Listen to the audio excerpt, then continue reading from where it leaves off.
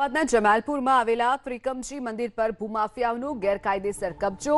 700 વર્ષ જૂના પૌરાણિક મંદિર પર ગેરકાયદેસર કબજાના આરોપમાં બાબુ શાહ, મોહમ્મદ અસગર પઠાણ, નિઝામુદ્દીન શેખ, મોહમ્મદ બિલાલ શેખ, જીશાન કાદરી, રોહન કાદરી અને સદ્દામ હુસૈન કુરેશી વિરુદ્ધ ગાયકવાડ પોલીસ સ્ટેશનમાં ગુનો નોંધાયો છે। વસ્ત્રાપુર બહુમાળી ભવન મંદિર ટ્રસ્ટ નોંધણી કચેરીના નિરીક્ષક બ્રિજેશ પરમારે આ ફરિયાદ નોંધાવી છે।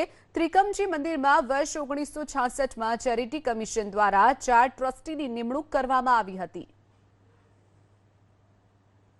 આવેલા ઐતિહાસિક ત્રિકમજી મંદિર પર ભૂમાફિયાઓ દ્વારા ગેરકાયદેસર કબજો જમાવવામાં આવતા 7 લોકો વિરુદ્ધ ગાયકવાડ હવેલી પોલીસ સ્ટેશન ખાતે ગુનો નોંધાયો છે। અને આપ સીધા દ્રશ્યો આ જગ્યા પરના જોઈ રહ્યા છો કે જ્યાં અંદાજિત 700 વર્ષ જૂનું ઐતિહાસિક ત્રિકમજી મંદિર આવેલું હતું તે જગ્યા પર હાલમાં મંદિરનું કોઈ અસ્તિત્વ જણાઈ આવતું નથી। અને જે સિમરન ડેવલપર્સ અને બિલાલ એચ શેખ નામનું અહીં એક બેનર પણ મારવામાં આવ્યું છે। બહાર પણ સિમરન ડેવલપર્સ નામનું બોર્ડ મારવામાં આવ્યું હતું।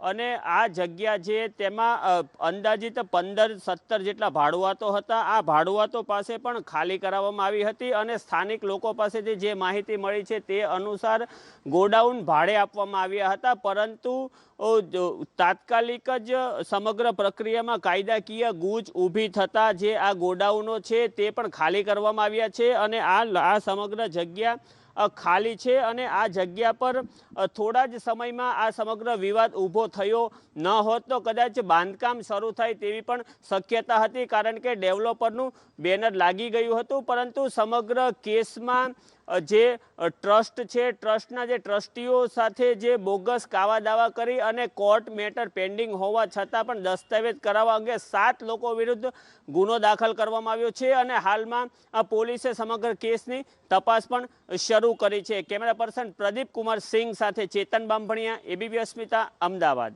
ભાઈ, આ તો ત્રિકમજી મંદિર જ હતું। હવે આ લોકોએ લીધું એમને ખબર નહીં કે દસ્તાવેજને એમને ખબર નહીં, પણ અહીંયા ત્રિકમજી મંદિર હતું ને અહીંયા લોકો રહેતા હતા। ભાડુઆત લગભગ 15 હતા ને તોડવામાં તો નહોતું આવ્યું, પણ આ લોકો જ્યારે ખરીદ્યું ત્યારે બધું ખસેડ્યું હતું। એફઆઈઆર કરી છે અને કોર્ટે પણ ઉલ્લેખ કર્યો છે કે ફરીવાર ત્યાં 6 મૂર્તિઓ હતી, 6 મૂર્તિઓની પુનઃસ્થાપના થાય એનો કોર્ટનો ઓર્ડર પણ છે। અને અમે સરકારની સાથે એવી માગણી કરીએ છીએ કે આની અંદર જેટલા લોકો ઇન્વોલ્વમેન્ટ હોય, જે કોર્પોરેશનના કર્મચારી હોય કે અગર પોલીસ ડિપાર્ટમેન્ટ તરફથી એને અશાંતતાની પરમિશન મળી હોય તો એ લોકો હોય કે આની અંદર જેટલા બી હિન્દુ પણ જયચંદો જેટલા લોકો હશે એ બધાને કડકમાં કડક કાર્યવાહી થાય, એ લોકોના જામીન ન થાય અને ફરીવાર આ મંદિર ભવ્ય બને અને મૂર્તિઓ પાછી પુનઃસ્થાપિત થાય એવી અમારી માંગ। તો અમદાવાદમાં પૌરાણિક મંદિર પર ભૂમાફિયાઓના કબજાનો આરોપ, પોલીસે મોહમ્મદ બિલાલ શેખ અને જીશાન કાદરીની ધરપકડ કરી છે। 700 વર્ષ જૂના ત્રિકમજી મંદિર પર કબજો કરવાનો તેમના પર આરોપ લાગ્યો છે।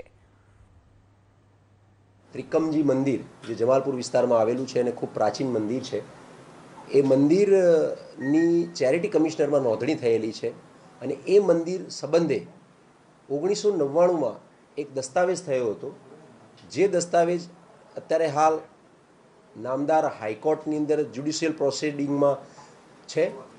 એના અનુસંધાનમાં અન્ય લોકો દ્વારા જે આ કામના જે આરોપીઓ છે એમના દ્વારા એક નવો બીજો દસ્તાવેજ બનાવવામાં આવ્યો, જે 2023માં બનાવવામાં આવ્યો હતો અને એ દસ્તાવેજ અનુસાર એ જમીન એમને વેચાણે લઈ લીધેલી હતી।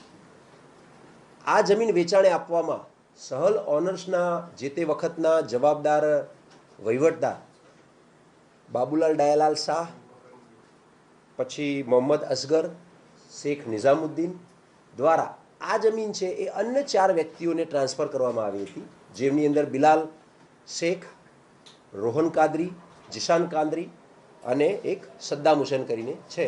આમ 7 આરોપીઓ વિરુદ્ધમાં ચેરિટી કમિશનર શ્રી દ્વારા મોકલવામાં આવેલા ફરિયાદી દ્વારા ફરિયાદ આપતા ગઈકાલે ગાયકવાડ હવેલી પોલીસ સ્ટેશન ખાતે ગુનો દાખલ કરવામાં આવ્યો છે।